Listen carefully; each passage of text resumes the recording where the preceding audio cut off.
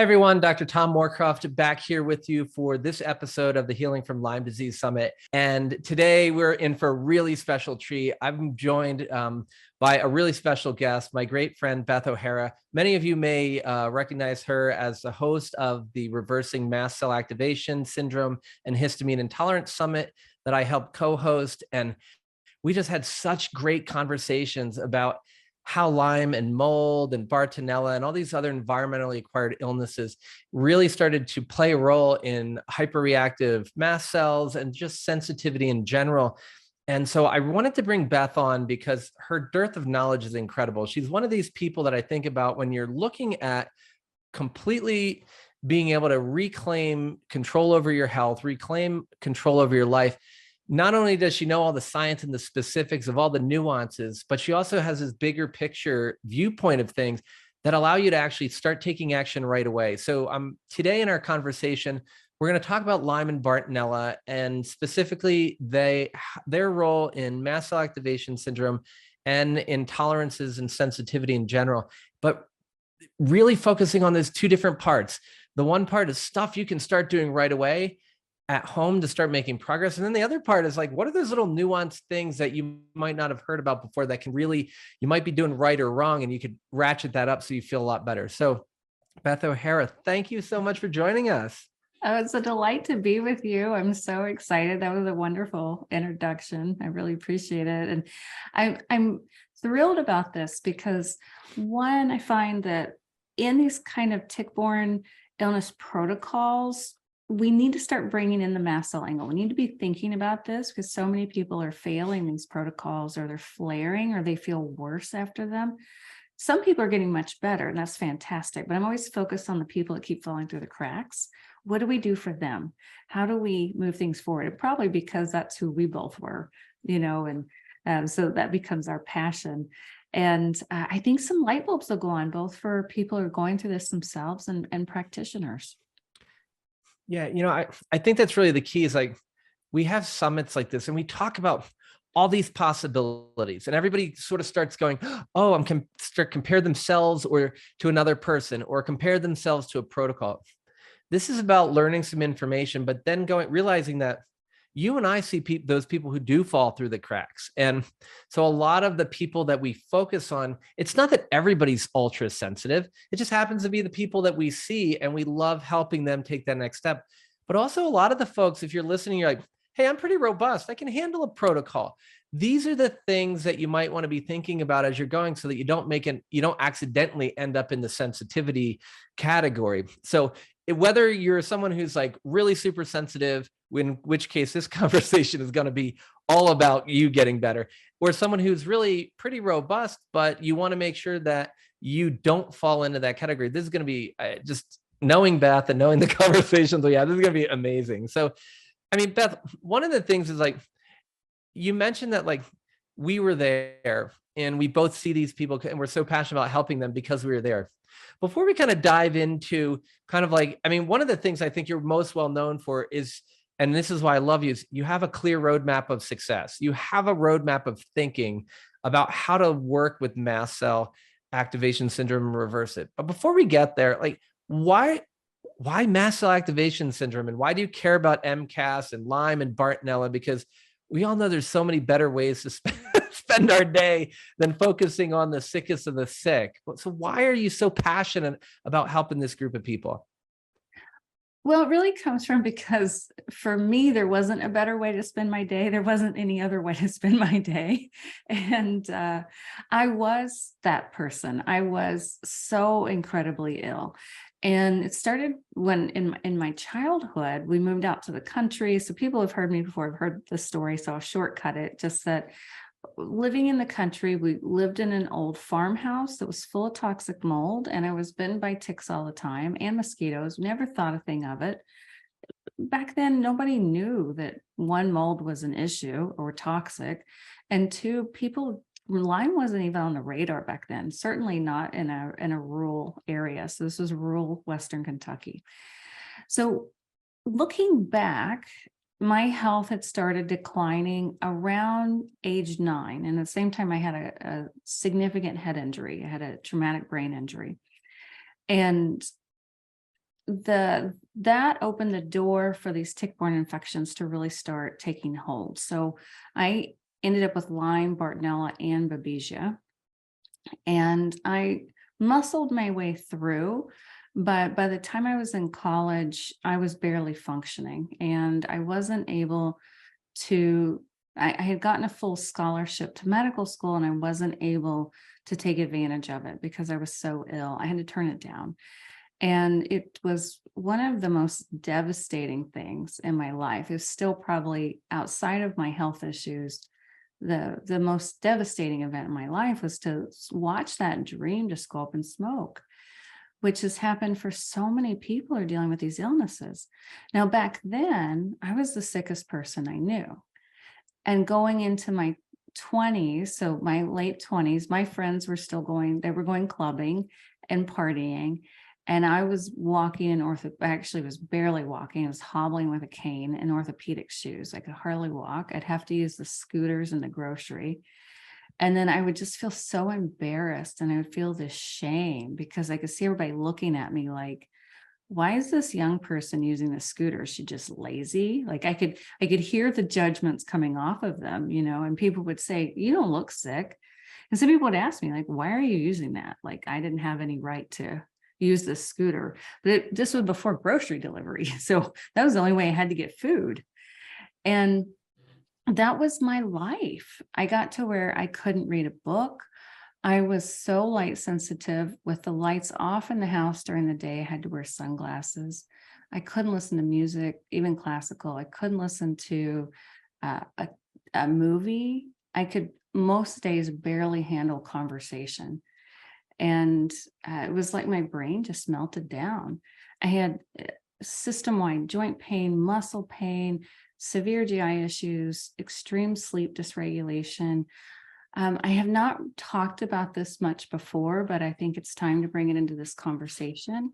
I had periods of psychosis, and that was the most terrifying, was to know that I had lost touch with reality and not be able to do anything about it. And also know that if I went to an inpatient psych clinic, that would be the worst thing for me, and that I would lose complete control, and I wasn't tolerating anything. So I couldn't handle being given psych meds.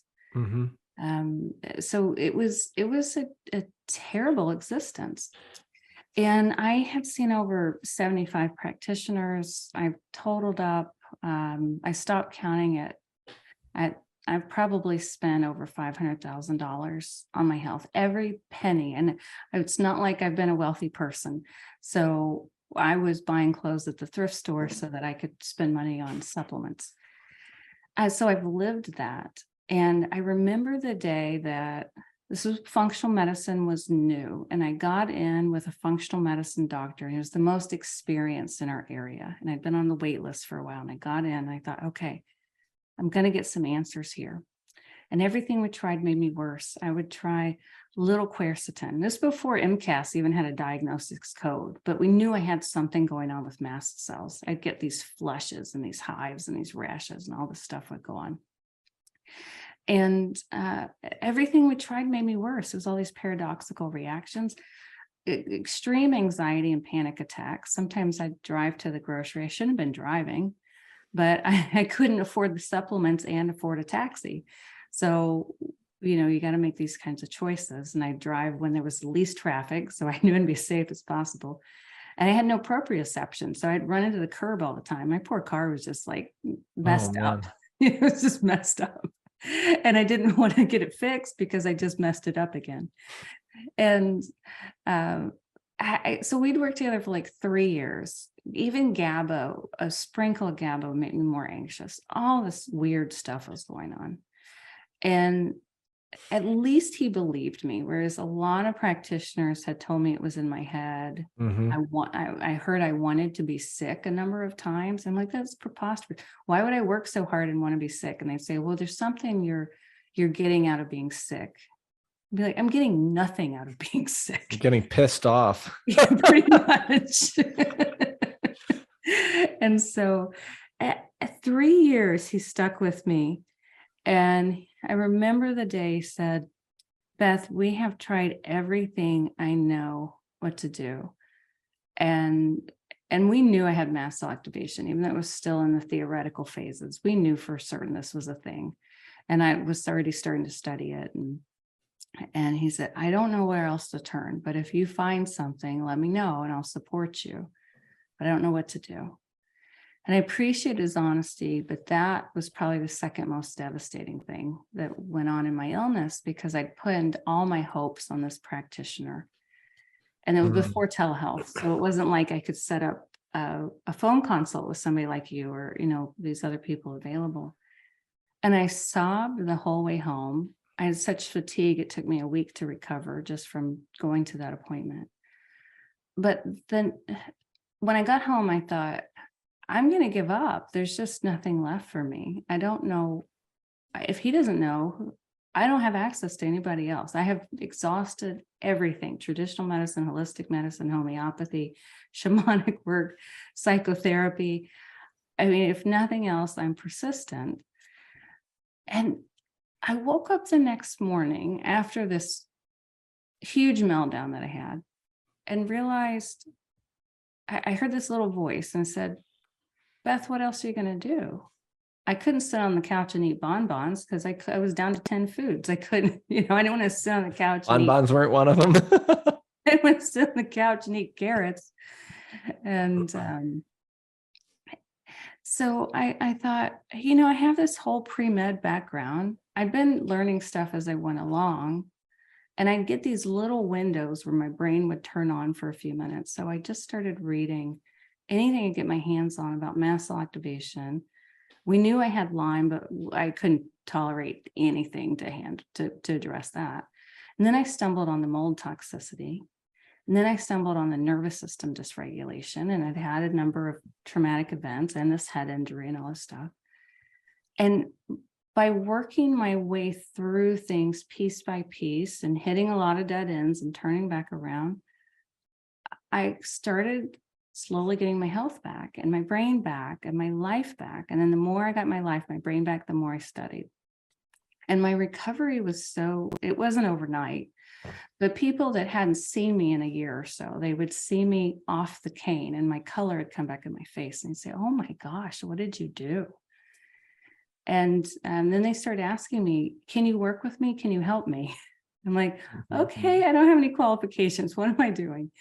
I had gone into spiritual work, and I was working as a spiritual coach and teaching spirituality and things like that. And that was part of what saved me, part of what kept me going, kept me alive.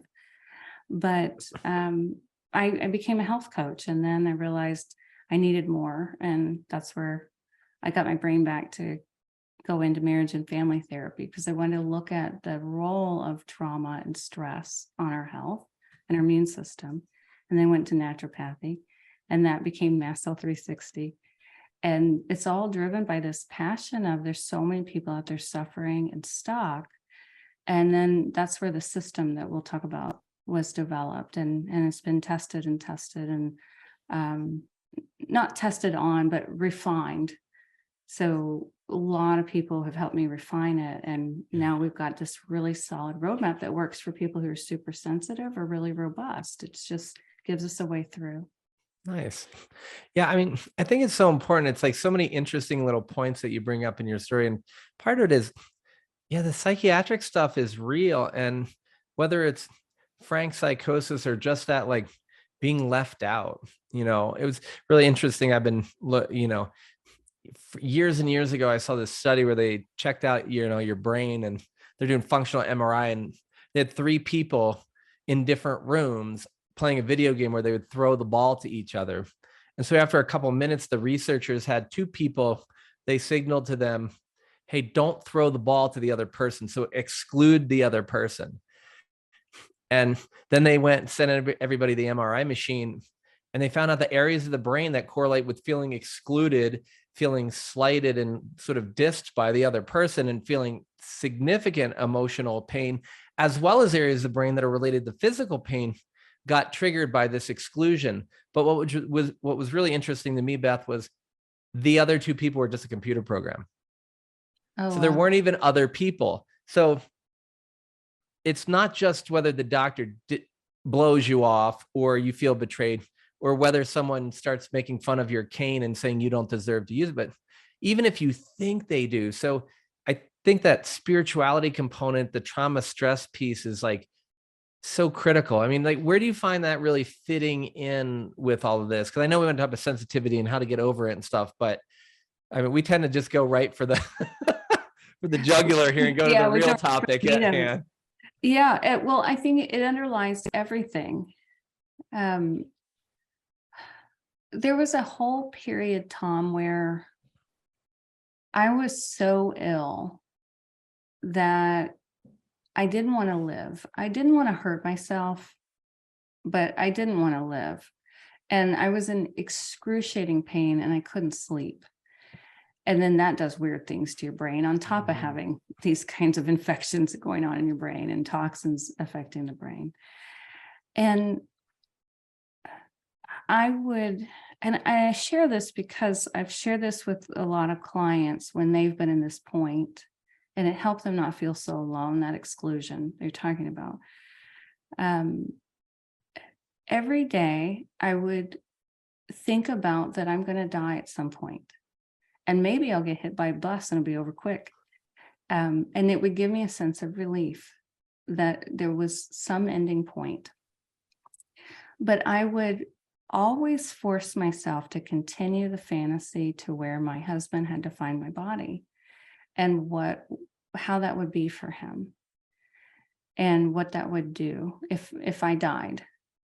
And the reason I did that was because I knew that would keep me from going forward on something if I got to a point where I wanted to hurt myself. And I just wanted to share that with people because this is a desperate situation a lot of people are in. That plays in with the spirituality because it reminded me of how connected we all are and how connected not just he and I are, but all of us.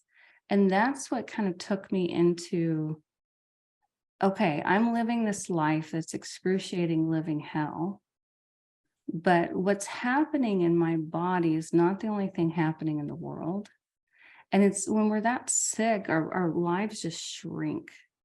And it's like sometimes it was that was all I could see was this pain, this GI distress, this insomnia. And I started working on connecting outside of myself.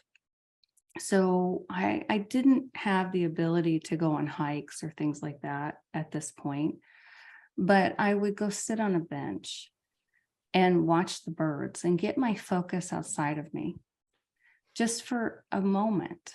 And that would bring relief. And in the spiritual work that I did really did carry me through. And also the work I did with other people probably saved me. So I would have days where I'd have an appointment scheduled with somebody, a session. And I was such a mess, Tom. I would sometimes get to the office and realize I hadn't brushed my hair. I remember one time I got to the office and I still had slippers on because I was just really struggling. I hadn't put my shoes on. I'm like, well, it's a slippers day. and then I would just tell them, it's a slippers day, and we'd just laugh and it would be fine. And then they would start sharing their pain and their suffering, and mine would disappear for a while. It was so interesting. The pain would fall away. The depression that I was in, the anxiety would just kind of fall to the background. And it all had to do with where my focus was. So I had to limit the amount of people I worked with. I didn't have stamina to do a lot, but as much as I could, I retained that. And then I retained this connection that for me, it's about there's something bigger than us, that there's this energy that weaves us all together, that connects us all. And I know there's so much new age stuff that's talked about in terms of, well, you attract what you're experiencing. So if you're sick like this, you attracted it somehow. I don't believe that. I don't think that's true, because that only works if we're in a vacuum and we're the only ones on the planet. But we're living in this world where we have all this climate change, which is driving the increase in tick-borne infections. We're getting these new Borrelia species and other tick-borne species every couple of years. And all this stuff is happening. We have this toxicity that affects our immune system's ability to fight things off. And then the mold situation is epidemic and related to climate change. And so we have all this going on that has to do with the destruction that people have brought on our planet, and we brought on ourselves and on each other. And so I realized I'd felt like a victim to that. And particularly because I was so sick, and then other people weren't sick, or the people I knew weren't sick. So why me? Then it was like, why me? Why am I dealing with all this? And there was one point where I just had this shift and realized, it was when I heard the phrase canaries in the coal mine, that we're the canaries in the coal mine. All of us, whether we're sensitive or not, those of us that are getting Lyme versus the people that got bit by ticks, and maybe they carry Lyme bacteria, but they're not expressing the symptoms, or mold or mast activation, whatever. We're the carriers of this message that, hey, this world needs to change. And I shifted from being in this why me victim place to, I want to be a leader in this. And then I want to really encourage all of us to inspire and even challenge all of us who are dealing with these things to also be leaders, whether we do it in the way that you and I do it, or we do it by changing our lifestyle and putting in a water filter and teaching our kids why to drink filtered water, and why to reduce our plastic, and why to not wear polyester, and participate in these types of things. Why not to buy regular cotton that's the highest pesticide sprayed crop? How do we do these things that we shift the world that we're living in? And I really sense that we're starting to hit some critical mass around that. There's something that's shifting globally, and it's been shifting globally in the past year or so. And I think this is part of it. Yeah, I mean, I think like what you highlight is so critical. And to me, one of the most toxic, I think the pandemic was so great at showing how toxic all this shit is. And we do have a choice, and people are starting to go, hey, wait, getting spoon-fed stuff from social media and then regular media outlets without being critically evaluating it. Maybe I don't want to live that way anymore. Maybe I do want to turn off the TV, because I'm realizing that everything that they're talking to us puts us in this negative state of mind. And I think the leadership that you're talking about exhibiting, we're on you can choose to say that my life sucks because I got one of these or multiple of these things, or you can choose to say, hey, it is a gift. Maybe the reason that I got it and somebody else didn't is I'm awake enough to actually do something with the message. And I have enough personal responsibility and energy deep in my soul. I may not feel like it every day. Like you were saying, I did a little and then I rested. I did a little. Some days a lot was resting, but when you can be a leader, you don't need to be on the internet. You don't need to be on the stage. Your kids, your friends, your partners, they're all watching you. You influence them so much.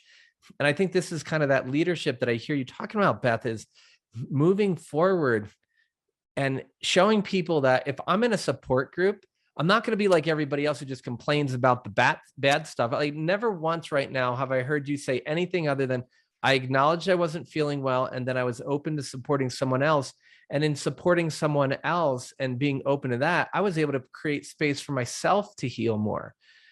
So I just think it's just such an amazing concept, because we all know we're sick. When we are sick, we're sick. We're not going to forget about it. You cannot think away, positive affirmation away Lyme disease and MCAS. If you can, you fixed it and it was a mental thing. Right. So yeah, I think it's key. So where are we, when we're looking at this, we have the people like who get Lyme and Bartonella, like you said, maybe they have a few symptoms, they get an antibiotic, they're fine. But then there's this other group of people that get Lyme and Bart, or maybe a mold exposure, who end up seeing people like us. And then they come in and we're like, oh, you have Lyme and Bartonella and mold exposure. Oh, and you have MCAS and you're sensitive to 187,000 foods. how does that even, how do we get to that place to start with before we dive into how to actually start to reverse it, using the roadmap approach? But like, yeah, how do we even get there? Well, I can speak in terms of how we get into the mast cell activation. And just to frame this for people who may not be as familiar with it, when we're looking at mast cell activation, we're looking at these frontline defender sensor cells of our immune system. So they have all these receptors on the outside, and their job is literally to create inflammation and cell signaling and regulate things that are happening in our bodies based on what's going on outside of them. So that can be what's going on in the environment around us because of toxins, because of EMFs or whatever. Can be what's going on inside of us. We have some bacteria, some viruses, some parasites that shouldn't be there. And then they're going to release some inflammation to start to localize a localized response and signal the rest of the immune system to come in. They have all kinds of other roles that we won't get into right now, but in a normal healthy response, somebody will have an increase of inflammation and then it goes away. So let's just take, since we're talking about the tick-borne infection world, let's just take a virus, so a cold. We'll take a type of infection everybody's had. And we start to get inflammation in our throat, inflammation in the sinuses. That's the immune response, not the virus itself, but our immune response to that virus. And the mast cells are part of it, not the only thing, but they're a big part of it. And then it goes away, you recover, and you completely even forget. Most people don't remember, oh, I had that cold back in 1993. Nobody remembers that because you recover and you go on. So that's a normal mast cell response. Or you get a cut, you don't get it cleaned out, there's bacteria in there, it gets infected, you get it cleaned out later, you clean out with some hydrogen peroxide, you put some polysporin or something on it, it's fine. You've totally forgotten you ever had inflammation there, and you go on. The mast cells, when they have a constant onslaught, can get dysregulated, and that's what we're seeing. And this has become huge numbers now. So pre-pandemic, the population studies showed that anywhere from 9 to possibly up to 17% of the general population had mast cell activation syndrome. That's a lot of people. That was pre-pandemic. So if you think about at least about 1 in every 10 people that you know have mast cell activation syndrome walking around, most of the time they have no clue.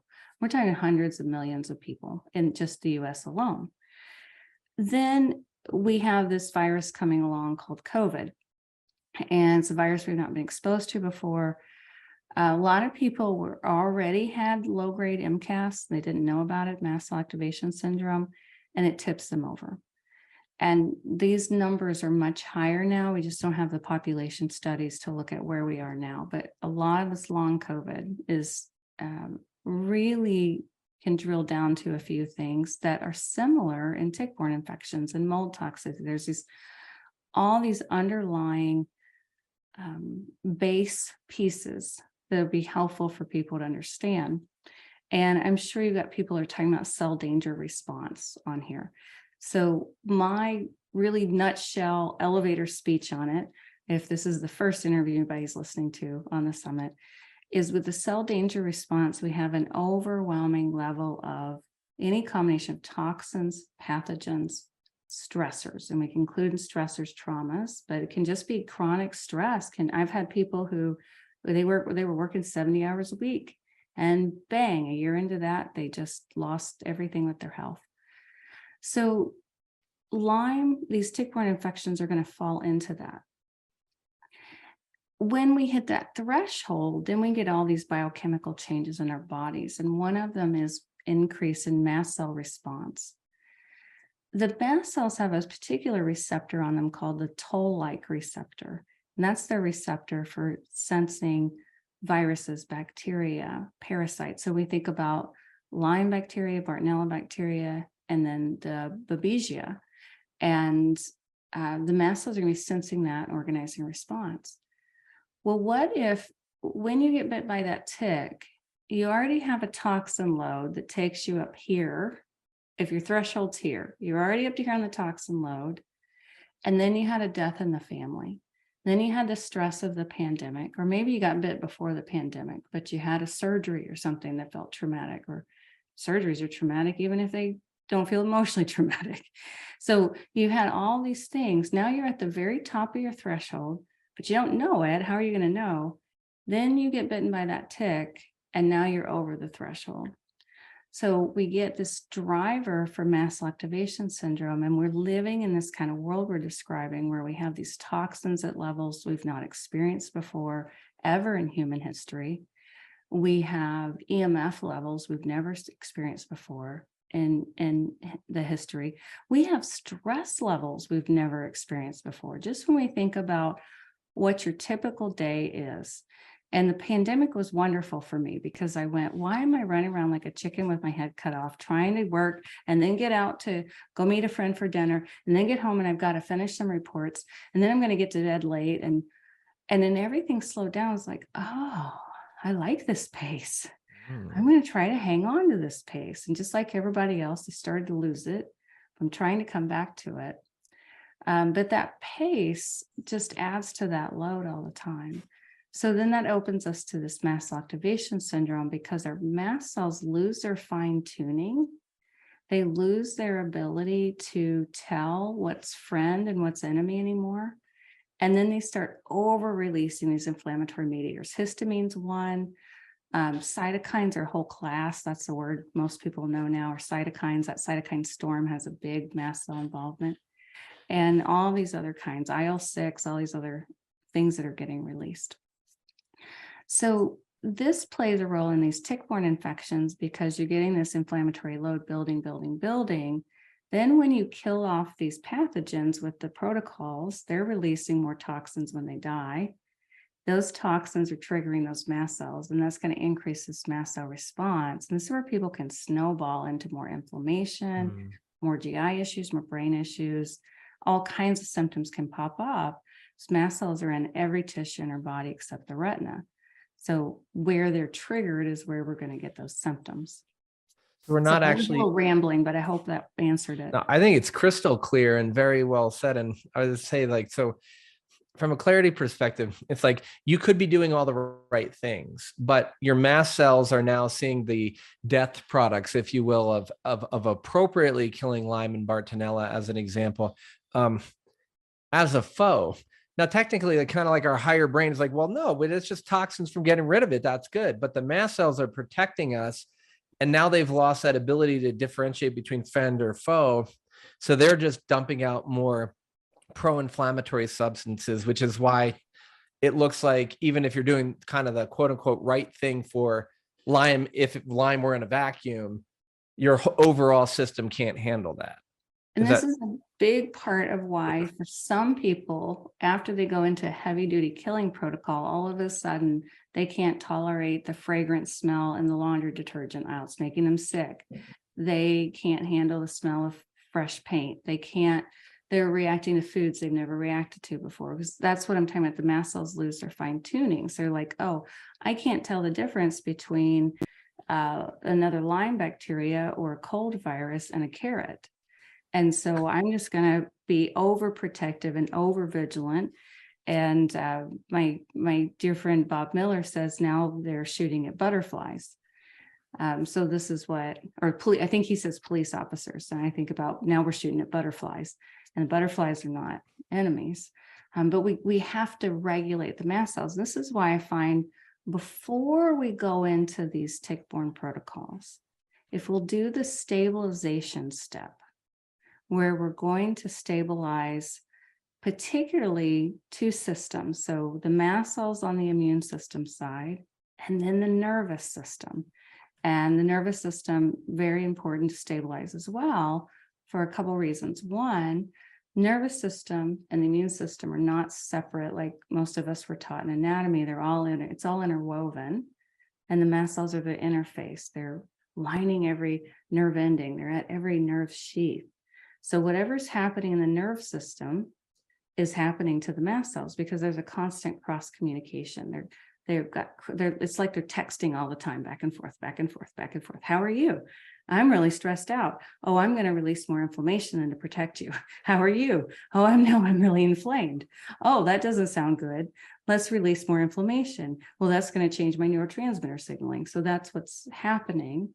And it's kind of like two people who are trauma triggering each other.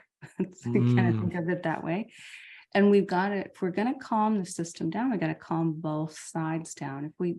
People who have a lot of inflammation, they're dealing with a lot of stuff, if we just calm one, it's not going to work on the other side. We've got to do both. So that's where we bring in the nervous system calming, the mast cell calming, bring everything down a few notches. Then we can stabilize the system a little more with supporting sleep. You don't want to go into these killing protocols if you're not sleeping, because whatever is happening, your top symptoms are going to flare more as you start these protocols. So I like to bring them down, make sure we've got room for some ups and downs as we're getting into those protocols. And then we bring them on board. So unless somebody was just recently bitten, they have something that's acute, that's a whole different picture. Then you got to jump in there and get on top of that. But I'm talking about what we do with people that have been dealing with this chronically for years. Beth, I couldn't agree more. And I'm so glad you added the acute thing in, because I'm always like, well, if someone comes in with a new tick bite, well, different story. Yeah. But the important part here, and I really want to highlight for everyone here, is what you just said, Beth, is so key.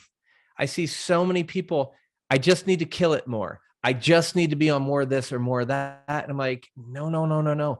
It's not just knowing what, and you guys have probably already heard this in so many other interviews, and it comes up in almost every one. And there's a reason for that.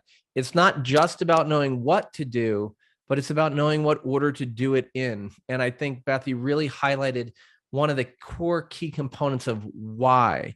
And again, everybody's an individual. You don't all have to be like doing it in this particular order. But what I love about the way you talk about this, Beth, is you're not saying I got to do the mast cell activation syndrome before the mold, before the Bartonella, before the Babesia, before the Lyme in that specific order, unless you have heavy metals and glyphosate, in which case you have to follow a protocol. What you're saying is, instead of looking at the name or the label, I'm always trying to get people to leave the label to the practitioner and then just know the label for reference, but get rid of the label. Tell us about your symptoms. And from a practitioner perspective, you just said, this is me paraphrasing what I heard, focus on the immune system and the mast cells within the immune system, and focus on the nervous system.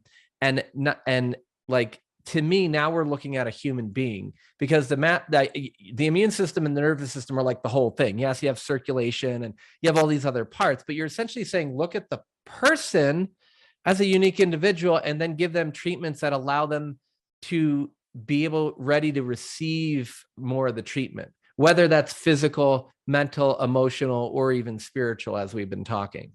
Exactly. And we have to remember that we've got these different branches of the immune system. So talk about it very simplistically, and I'm going to really simplify this, knowing that it's way more complex than how I'm going to describe it. But if we just think about having our pathogen killing side of our immune system, when we're going after things like Bartonella and Lyme, these kinds of pathogens, we want to have a good, strong activation of that pathogen killing side of the immune system. And the protocols work in conjunction with that. And this is why if people's immune system's not functioning, then antibiotics aren't working. These other things aren't working, because they have to work in conjunction. So much our immune system does. Not just we have to kill things off, but we have to have the autophagy process clearing it all out and getting rid of those dead bodies and everything like that. When we get in this chronic mast cell activation syndrome, we have this chronic inflammatory side elevated, and they work like a seesaw. So chronic inflammation goes up, pathogen killing goes down, chronic inflammation goes up, autoimmune risk goes up. So now we come in and we start adding more to the low. We're actually increasing risk for things like autoimmunity if we're not balancing the immune system first. So this is the real logic to what is going along, and it makes people get through smoother, faster, with fewer long-term effects and issues. And people often think, why are we going so slow? Can't we just jump to it? And I tell them, we're taking the tortoise approach. So you can be the tortoise or you can be the hare. But remember, the hare kept making fun of the tortoise, and the hare kept jumping around and getting distracted and running really fast. And the hare ran off a cliff. Well, once you run off the cliff, you're not making it to the finish line. The tortoise made it to the finish line first. And that's what I even encourage my clients to get a little tortoise carving, put it next to their supplements so they can remember that pacing is what's going to get them there, and this kind of approach. And it's all about, I say, same thing you're talking about. It's about the right things for this person in the right order at the right time. It's the timing. And our symptoms will tell us so much, because a lot of times the immune system isn't ready to pay attention to tick-borne infections. It's not ready to attack that. It's on the mold layer. And then if you get the mold layer out, symptoms will start to shift. And that's why I love to have people do, they just give me a symptom update every time. And I have them keep a very simple 30 seconds a day journal, not a massive lots of stuff, but just, oh, I started getting headaches. I hadn't had headaches that wasn't a regular thing. Now I'm getting daily headaches, or now I'm getting internal vibrations. Now I'm getting muscle and joint pain, whereas I didn't have those. So that's telling me the immune system starting to shift into the tick-borne layer. That's the timing to bring in those protocols.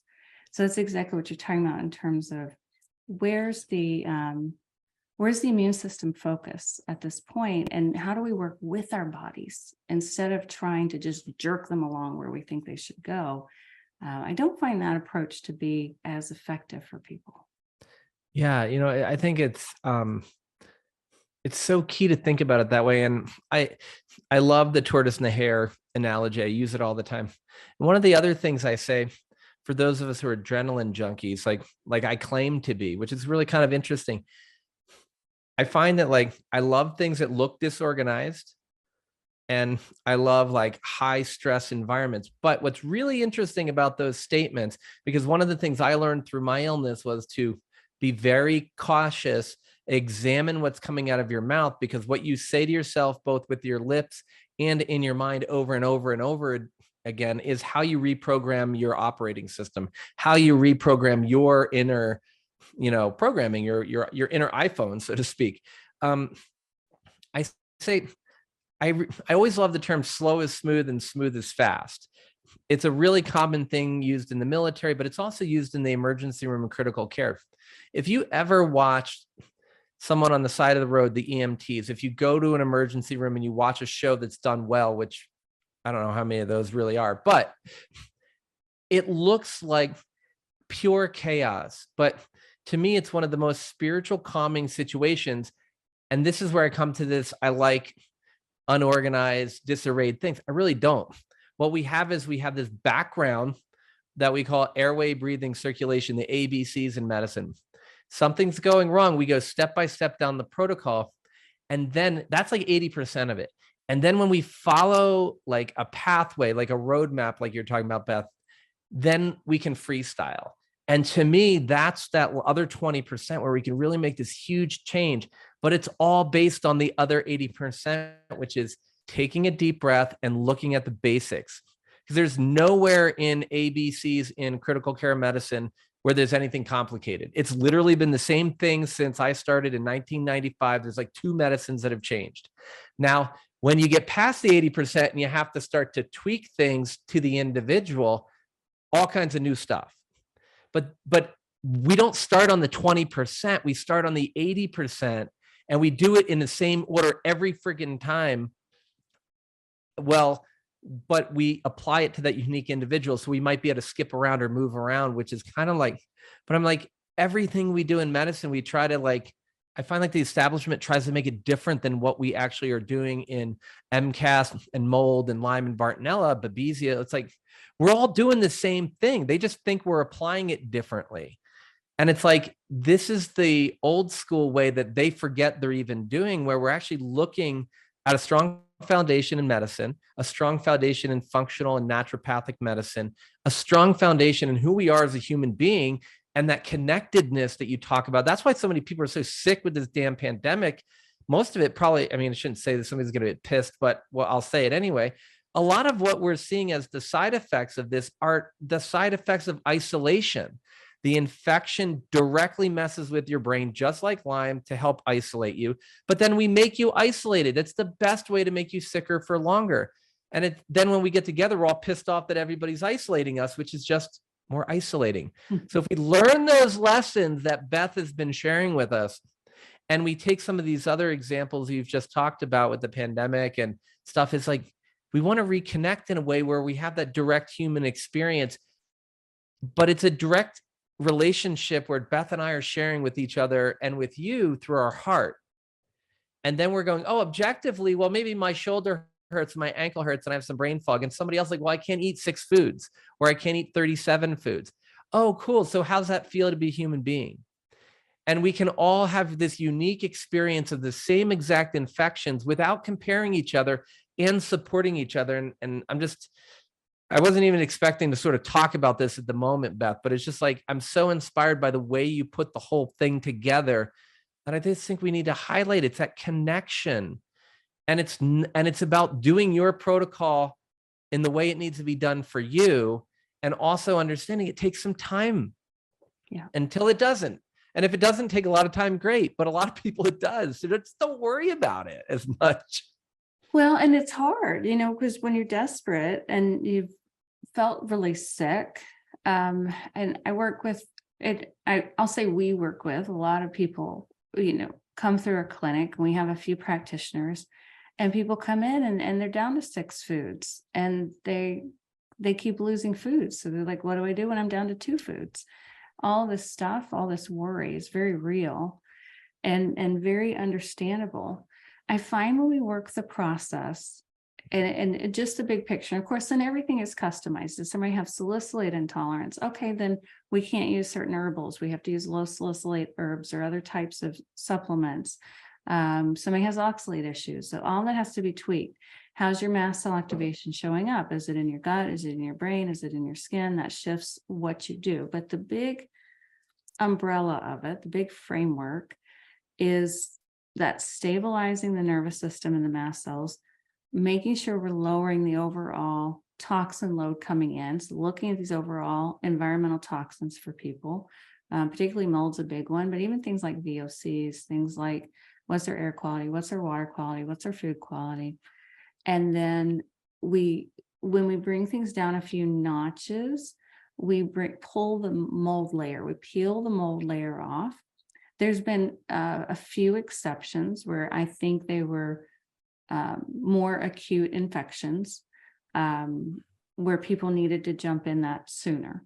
But for the vast majority of people, I'd say 95% that we work with at our clinic, that's the order we go in. And then at some point, the body starts to say, I'm ready for the tick-borne layer. And our bodies tell us. So if we listen to our bodies, that's really what I want to get across, is it's about that listening. And it's also about us as practitioners listening. And that's key in the practitioner relationship. I've had, most of our clients are, everyday people with everyday budgets, but we also work with ultra wealthy people. And I can tell you most of the ultra wealthy people take the longest to get well, which sounds so odd, but here's why. They have the money to chase all these quick fixes, and then they backfire. And then they go chase another one and it backfires, and they go spend $50,000 on this and $50,000 on that. And it makes them worse. And it makes them worse because they're not listening to the timing. And it's not like those types of things don't have any kind of place, but it's this chasing the quick fixes. And when people have the ability to, they do it. And then what could have taken 2 years, now they're on a 6-year plan. Now they've given themselves a 7-year plan. So I want to encourage people to just get that stability, that stable foundation. It's just like building a house. You're going to put the basement down or a foundation down. You're going to build the walls. You're not going to start on your 2nd story before you have a foundation and walls in place for your first story. You've got to build it step by step. But a lot of people who have the means jump into, oh, let me put an observatory on. Well, you don't have any structure to hold your observatory up. So that's it's the nuancing can need a lot of education and help with a practitioner with experience. But the framework itself is not complicated. It's not hard, and it works. It works 95% of the time. We have 95% success rate with the people who stick with it. Not everybody sticks with it, but the people that stick with it and they continue to go through step by step, 95% is huge. I mean, I think it's so critical the way you point this out, Beth. It's like the biggest thing is, to me, 95% of people get better if they follow directions and they trust their team to be a little more objective. And I really wanted to also highlight, like, I love a little while ago, you said, journal your symptoms about 30 seconds, but that's about it. So not to focus on them, but your body and your brain and your emotions, your heart, know if you're full of crap, right? Like, I mean, if you're like, oh, everything's great in every moment, every way, I'm getting better and better. Yes, that works. And you also need to acknowledge how you're really feeling. But I love the way you're saying, like, just do a little bit so you can start to learn more about it. And then you can give that over to your practitioner, who then can tell you what to do next. I find that, like, when people go from one place to the other, they do exactly what you said. Some of the folks with lots of financial means, some mistakes that they occasionally make, which is just like chasing the shiny object. So, and I do think it's important, like, and that's why I love chatting with you, is we're both getting information out to the public. We're getting information out to the practitioner, because as you mentioned, the practitioners also need to learn and be mentored in a way that they understand these nuances of how and when they add different pieces to the puzzle. And I think it's so critical. So I really appreciate you highlighting all that for people. And for me, like, every time I talk, I'm like so motivated, because I hear nothing but hope. But what kind of, like, as we kind of, I mean, we could talk about this all day long, and we have before. But what kind of, like, words of hope and encouragement do you have for people who are dealing with these symptoms? Because as you mentioned, and we all know, probably lots of people listening, it isn't all that easy, right? And it's not like we're trying to pretend it's simple and it feels great. There are those shitty moments. There are those dark times. But yeah, I mean, like, I'm so motivated by everything you've said. But if you had some sort of, like, summarizing, like, because we're all hope dealers here in the summit. That's our goal. Yeah, and it's really critical. One, to realize that where we are now is light years from 20 years ago. So when I started in this on the patient side, nobody had a clue what to do with me. And I was the alien with three heads that walked into the office, and even my practitioners had never seen anybody as sensitive as me. They'd not seen anybody as sick as me. They just, no clue. Right. What do you do with this person? I don't know. And then just shuffle me off to somebody else. That's not where we are now. So one, unfortunately, that means that the number of people who are sick like this have increased, but it's also our knowledge has increased exponentially. So when I started there, it wasn't even in theoretical phase for mast cell activation syndrome. We didn't have that phrase. We didn't have that word. There was no studies. The research that has come out, the information that's come out, when I look at what Richard Horowitz is doing and his latest research and his protocols that he published, they're very intense, and a lot of sensitive people can't do them, but we're looking at ways, how do we do those with sensitive people now? We're constantly adding to the knowledge base, and every year, feel like what we know as practitioners expands exponentially. So there's a huge amount of hope. The other is, when I started, it literally took me about 10 years to even find where to begin. Where do I start? And all that time I was getting worse and worse. Now we know where to start with people. We know where to dive in. We know where to get going. So what took me 20 years takes most people between 2 years on the short end for an adult, a year for a child, to on the long end, usually 3, maybe 4 years, if they're out of mold. If we're in mold exposure, it takes longer. But, or maybe it takes 5 years. That's still a whole different world than 20 years. Also doesn't cost anywhere like what I had to spend. So I had to spend all that because nobody knew what to do. So I had to try out, well, what happens when I do glutathione IVs? Oh, that backfired. That was a bad idea.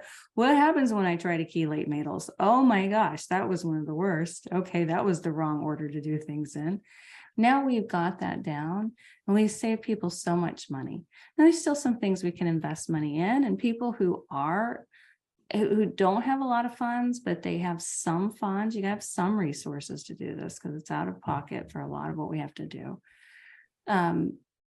You're going to get through this. You're going to do it.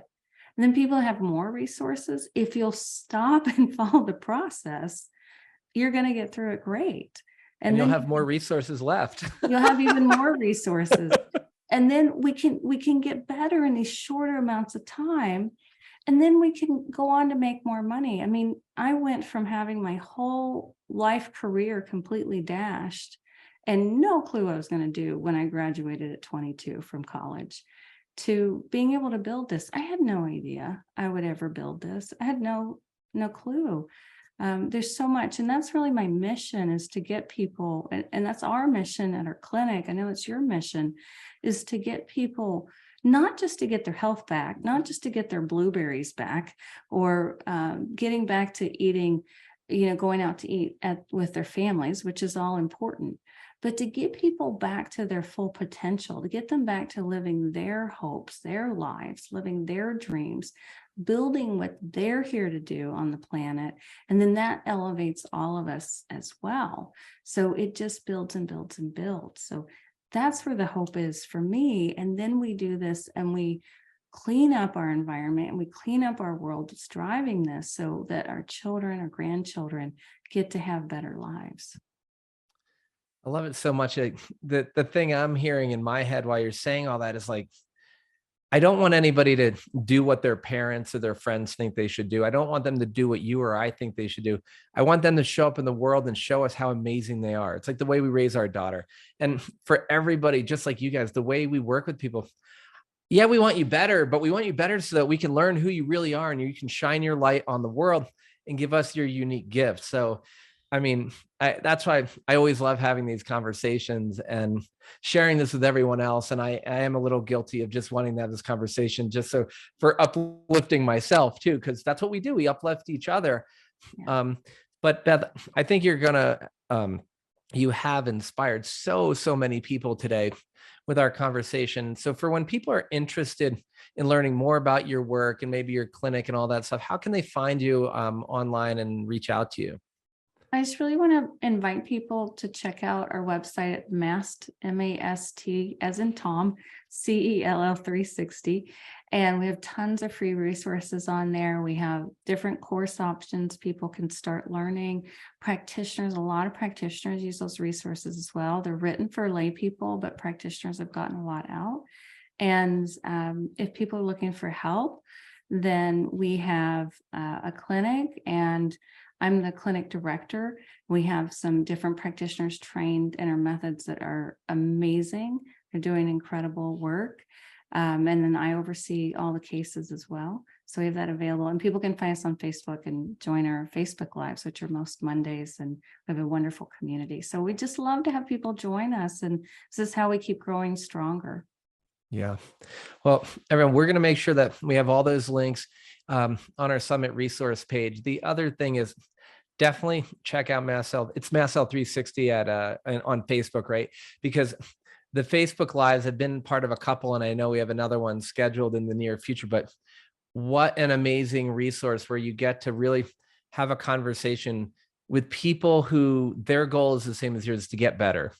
It's very much like our Empowered by Lyme community, where it's all about giving you the tools to say, this is my crappy day or my good day, And now this is how we're going to continue to focus on moving towards that, living your goals and your dreams out while having chronic illness and recovering, or supporting someone else that you love. And it's just, your Facebook lives, Beth, are like literally like, I mean, it's so warming. It's like I feel like I'm getting a hug when I'm participating, or I'm watching as someone in the audience. It's like, so guys, if you're just looking for some extra love on Monday afternoons, it's a great way to check things out. And Beth does an amazing job. So check out her information. We'll have it all in the show notes. But everyone, again, let's join me in thanking Beth O'Hara for such an amazing conversation. Go check out all our free resources. And Beth, thanks for joining us. Oh, thank you, Tom. It's an honor to partner with you and get to do this together and just bring the light. I always feel like you elevate me, and it's such a blessing. Thank you. Well, thank you too. I feel the same way. And everyone, the reason that Beth and I are here having such a enlightening and uplifting conversation with each other is because we want to share this amazing information with you and really inspire you. And like our whole summit, the goal really is to give you the information so that you can work with your practitioner, maybe find a new practitioner who resonates a little differently if you're in the market, but really to give you the tools to understand that so much of this are things that you can do right at home. You can start doing today. You can work on your nervous system and your immune system. And so apply some of these tools, reach out to Beth for some of the resources if this sort of conversation resonates with you. And I want to say thank you so much for joining us and giving us this opportunity to serve you. And I can't wait to see you in our next episode.